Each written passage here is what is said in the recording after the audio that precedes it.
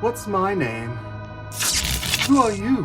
Who? Say my name, say my name. What's my name again?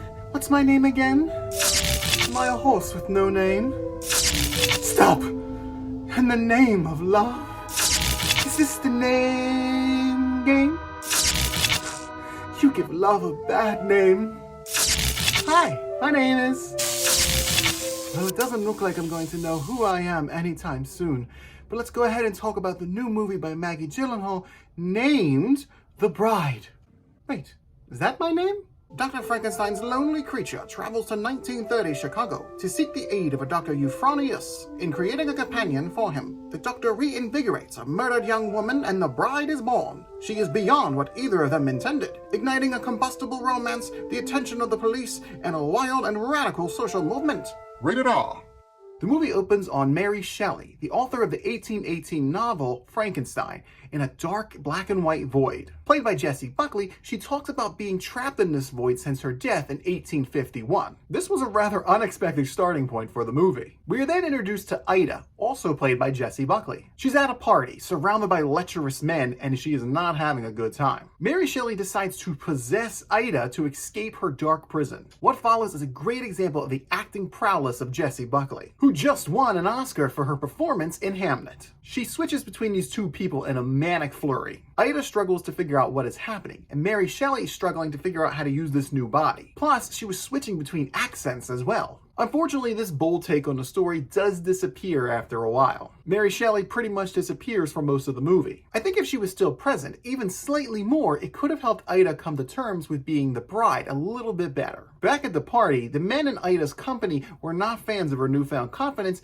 and threw her down the stairs to her demise. Well, her momentary demise. Elsewhere in town, Frank, the monster created by Frankenstein, is meeting with another mad doctor. Frank is played by Christian Bale. Honestly, I found his performance to be just okay. Maybe it's because Jessie Buckley is so good that his performance just can't keep up. While they are meant to be a pair, I don't think they really complemented each other very well. And I know that the characters are not supposed to be a perfect pair in the movie, I'm talking more about the actors. Bale could scream, but I wasn't feeling his rage. The mad scientist Dr. Feronius is played by Annette Bening. She did a good job at balancing the doctor's cold curiosity with some warmer compassion. Frank has been alive for a century and is starving for a companion. He and the good doctor exhume Ida and bring her and Mary Shelley back to life. This brings us to the crux of the film, the notion of creation and consent. Much like in the original novel, Frankenstein's monster yearns for companionship. In the novel, Victor Frankenstein destroys the possible bride out of his own fears of what could happen. In this film, Dr. Euphonius has the same concerns, but her curiosity overrules them. She resurrects Ida to be married off without her consent. They don't even give her a name until later in the movie, instead referring to her as the bride. Even then, Frank makes up a backstory for the relationship,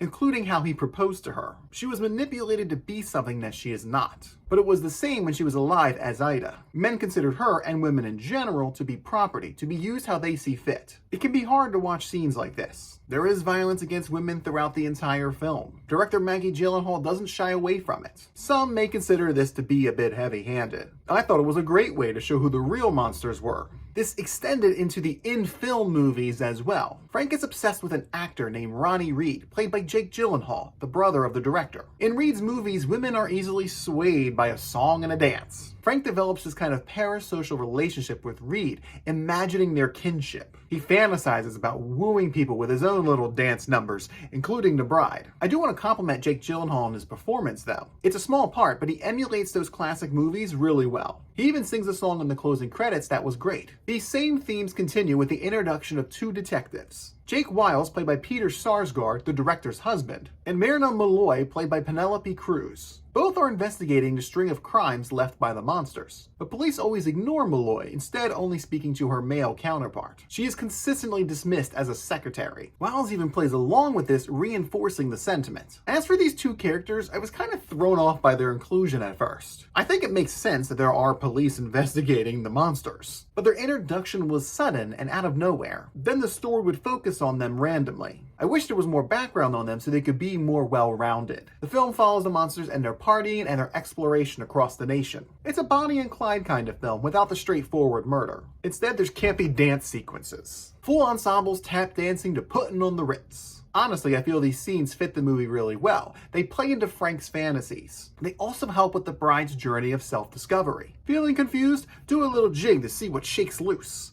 Literally. It helps to break up some of the melancholy. I think your reaction in these kind of scenes will make or break your appreciation for the film. I think director Maggie Gyllenhaal captured the idea of this alternate 1930s timeline really well. It's shown in a fantastical way. The monsters react to seeing the lights of Times Square the same way any tourist would. It's like seeing a newborn realize how big the world can really be. But it's not all glitz and glam. I was disappointed with the wardrobe choices, especially for the bride. As you see in the trailer, she wears this orange satin dress, blue tights, and red-orange ankle boots. And that's the outfit she wears throughout the whole film. With an estimated budget of nearly $80 million, it's a shame we didn't see more outfit choices. The monsters steal suitcases of cash and clothes from people. We see the bride get a new fur shawl, but she's always wearing the same dress. I would have loved to see the camp factor turned up by having them wear a bunch of different clothes, committing crimes in gowns that are to die for. She could have even worn slacks as a nod to the feminist movement. A nice zoot suit while cutting a rug. We see that some women are taking her lead and start to stand up for themselves. They paint the black mark on their face and they start committing crimes. It was a missed opportunity to expand this influence. In the end, the bride felt both inspired and not inspired. Jessie Buckley continues to impress with her performances. The trailer for the movie did not do it justice. My first thought while watching the trailer was, wow, I think this is going to flop. And unfortunately,